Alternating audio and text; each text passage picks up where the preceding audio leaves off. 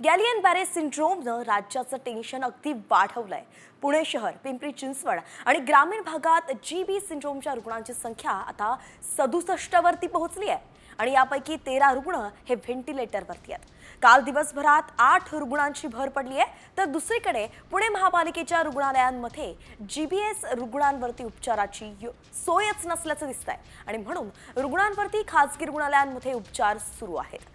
खासगी रुग्णालयांमध्ये उपचारासाठी लाखोंचा खर्च येतोय आणि म्हणून रुग्णांचे नातेवाईकही यांचंही हे दुसरं एक टेन्शन वाढलंय।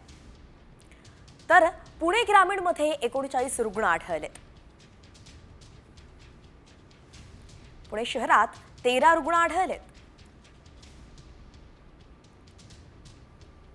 पिंपरी चिंचवडमध्येही 12 रुग्ण आहेत,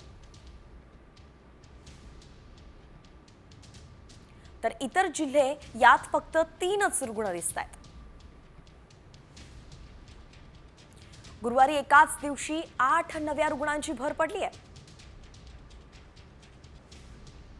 एकंदरीतच आपण पाहिलं तर जीबी सिंड्रोमनं राज्यभराचं टेन्शन वाढवलं असलं तरी याचा केंद्रबिंदू पुणे ठरताना दिसतंय। पुणे ग्रामीण, शहर, पिंपरी चिंचवड या सगळ्यामध्ये सर्वाधिक रुग्ण आहेत आणि इतर जिल्ह्यांमध्ये केवळ 3च रुग्ण सापडलेत।